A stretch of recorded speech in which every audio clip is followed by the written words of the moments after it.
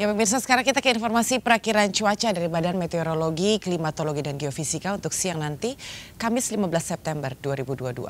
Kita awali dari kota Medan, di mana ini siang nanti diprediksi akan terjadi hujan ringan dengan suhu 22 hingga 30 derajat Celcius. Sementara untuk kota Jakarta, siang nanti diprediksi cerah berawan dengan suhu 25 hingga 32 derajat Celcius. Berbeda dengan kota Surabaya, pemirsa, siang nanti ini justru diprediksi akan cerah dengan suhu maksimal 34 derajat Celcius. Berbanding terbalik dengan kota Denpasar yang akan terjadi hujan dengan intensitas ringan dengan suhu 25 sampai 32 derajat Celcius. Dan yang terakhir kota Jayapura hari ini diprediksi cerah berawan dengan suhu 23 hingga 31 derajat Celcius. Demikian pemirsa perakiraan cuaca untuk siang nanti, semoga bermanfaat dan tentunya dapat menjadi referensi bagi Anda yang akan beraktivitas hari ini.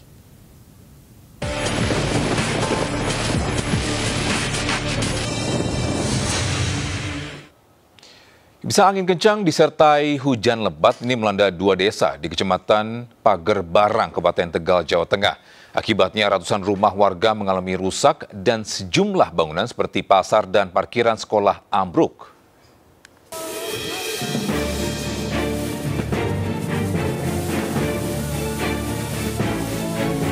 Beginilah detik-detik angin kencang disertai hujan menerjang Desa Pagerbarang, Kecamatan Pagerbarang, Kabupaten Tegal, Selasa sore. Akibat puting beliung ini, beberapa bangunan rusak parah di bagian atap. Tak hanya itu, genteng dan seng pun porak-poranda akibat dihempas angin. Pasca kejadian, sebagian warga tengah berjibaku mengevakuasi puing-puing bangunan dan pepohonan yang rusak. Selain rumah, angin kencang juga merobohkan tempat parkir sekolah. Beruntung saat kejadian, sejumlah siswa yang berteduh selamat dan hanya alami luka ringan. Ya begitu ya, namanya angin ya, banyak anak sekolah di sini yang kejatuhan itu pohon sama gubuk, sama motor juga banyak yang ada hancur. Ada yang patah setirnya, speedometernya, nggak ada yang korban, tapi ya kayaknya pada sakit aja kena itu timpa genteng. Iya. Selain itu, pasar yang baru saja dibangun juga roboh akibat angin kencang. Terjangan puting beliung ini terjadi di Desa Jatiwangi dan Pagerbarang.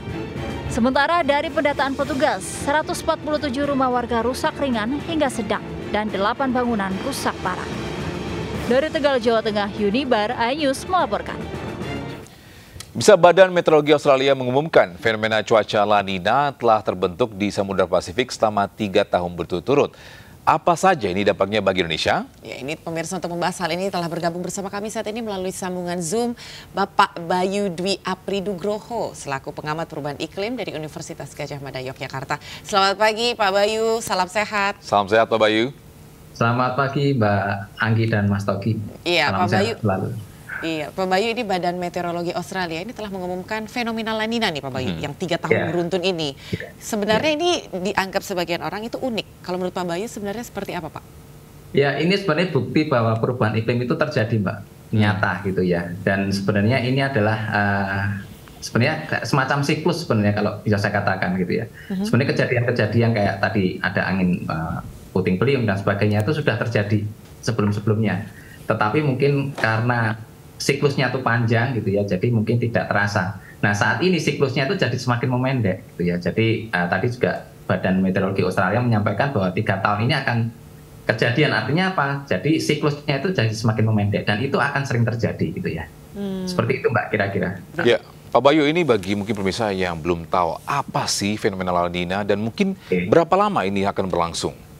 Oke, jadi La Nina itu kalau secara bahasa simpelnya atau bahasa sederhananya adalah musim hujan yang berkepanjangan. Jadi kalau normalnya musim hujan itu bulan Oktober sampai Maret, nah ini panjang gitu ya. Nah kemudian juga diikuti dengan curah hujan dengan intensitas yang tinggi, kemudian juga longsor dan sebagainya. Tetapi memang La Nina sendiri itu ada beberapa kategori gitu ya, ada La Nina lemah, ada La Nina kuat gitu ya. Nah tahun ini itu diindikasikan sebagai La Nina kuat. Artinya apa? Di situ dampaknya ini akan sangat terasa. Dan ini kita bisa sudah melihat itu dari bulan Mei sebenarnya. Dari bulan Mei itu kalau di Indonesia di Mei itu harusnya masuk pada musim kemarau sampai bulan September. Tetapi justru bulan Mei, Juni itu intensitas hujannya itu malah semakin tinggi gitu ya. Bahkan di beberapa daerah setiap sore hari itu malah intensitasnya sudah semakin tinggi gitu. Dengan curah hujan yang terjadi akhir-akhir ini, Pak Bayu, apakah ini bisa dibilang sebagai dampak dari fenomena La Nina ini bagi Indonesia sendiri, Pak? Ya, kalau di dampaknya sendiri kita bisa lihat ya secara umum, tetapi yang sebenarnya paling berdampak adalah di sektor pertanian, kalau boleh saya katakan. Jadi selama ini ada fenomena gagal tanam atau gagal panen gitu ya. Nah, ini juga yang menjadi salah satu ancaman gitu ya, bahwa perubahan iklim ini nyata gitu ya, dan ini sangat berdampak di pertanian gitu ya. Kalau di secara umum tadi ada puting beliung di fasilitas umum akan rusak dan sebagainya, tetapi yang sebenarnya paling berdampak itu ada di bidang pertanian gitu. Ya, Pak Bayu, ini untuk mengantisipasi dampak dari La Nina ini apa aja nih? Iya, Pak.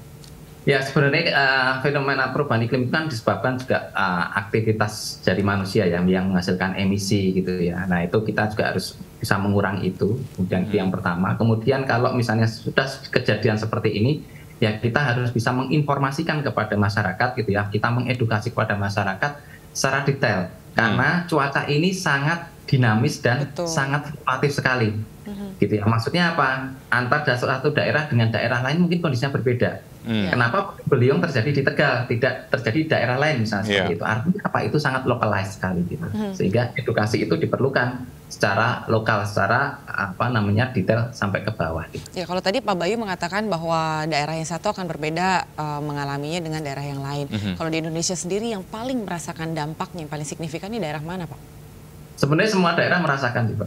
Semua daerah merasakan gitu. Jadi memang kita tidak bisa mengatakan gitu ya satu daerah gitu kemudian daerah lain tidak merasakan, tidak, tetapi memang ini juga tergantung dari kondisi di atas gitu ya, bagaimana pergerakan angin dan sebagainya gitu ya. Nah, itu juga akan berpengaruh di daerah mana akan terjadi kejadian seperti yang terjadi di Tegal tadi. Berarti sebenarnya BMKG sudah harus bisa mencermati ya Pak untuk mewaspadai dampak yang sebenarnya bisa terjadi dan bisa dirasakan oleh masyarakat sendiri, dan langkah-langkah yang perlu diambil untuk mengantisipasi atau untuk persiapan menghadapi kondisi cuaca yang lebih ekstrim lagi, kira-kira apa, Pak? Jadi sebenarnya tadi saya sampaikan ada prediksi yang lebih detail ke setiap daerah gitu ya. Maksudnya ada levelnya tidak hanya sampai mungkin hanya provinsi atau kabupaten, tetapi bisa lebih detail lagi ke tingkat kecamatan atau tingkat desa, gitu. Apalagi untuk pertanian gitu ya. Itu level desa itu lebih penting informasi tersebut gitu ya, karena itu kaitannya dengan ketersediaan pangan gitu ya, kaitannya dengan gagal tanam dan gagal panen. Kalau banjir kayak gini, intensitasnya tinggi itu kan banyak lahan-lahan yang kebanjiran seperti itu, sehingga informasi itu harus disampaikan sedetail mungkin sampai level di bawah gitu. Ya, tadi Pak Bayu juga sampaikan ini efek terhadap para petani juga ya. Bagaimana untuk persiapan para petani ini? Apa yang harus mereka antisipasi, mungkin mempersiapkan ketika ini terjadi? Jadi yang dilakukan petani adalah kita harus melihat gitu ya, bagaimana misalnya peran penyuluh menyampaikan bahwa ke depan akan seperti apa gitu ya, sehingga kita bisa menyesuaikan kapan sih sebenarnya kalender tanam atau kapan waktu yang cocok untuk melakukan penanaman seperti itu. Nah, itu yang harus dilakukan.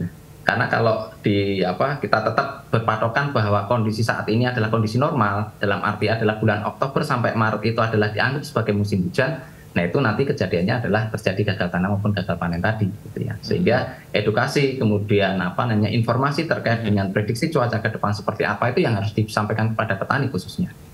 Kalau tadi sempat disampaikan bahwa petani harus mengetahui begitu bagaimana waktu ya tepat untuk tanam ataupun untuk panen. Kalau untuk yang lainnya Pak, misalnya ini kan untuk bepergian lah katakan. Untuk mereka-mereka yang senang bepergian atau untuk traveling yang perlu diantisipasi atau yang perlu dipikirkan apa? Sama, jadi harus ada semacam informasi gitu ya, termasuk juga di situ ada peringatan dini atau early warning kaitannya dengan kondisi yang terjadi saat ini gitu ya. Karena selama ini gitu ya, kita baru kejadian, baru kita heboh gitu ya, sehingga yang diperlukan adalah suatu prediksi atau informasi yang ke depan tuh seperti apa gitu ya. Nah, ini juga kaitannya dengan tadi yang saya sampaikan levelnya, jangan kita hanya berbicara ke depan terjadi La Nina. Nah, La Ninanya di mana gitu ya, La Ninanya tuh terjadi di mana. Nah, ini yang harus kita informasikan gitu ya, ke depan seperti apa, dan mungkin ini akan dan sekarang harus apa gitu ya. Oke, baik. Terima kasih Pak Bayu untuk informasinya selaku pengamat perubahan iklim dari Universitas Gadjah Mada Yogyakarta. Selamat pagi Pak, dan terima kasih telah berbincang bersama kami. Salam sehat juga Pak Bayu. Selamat sehat Pak.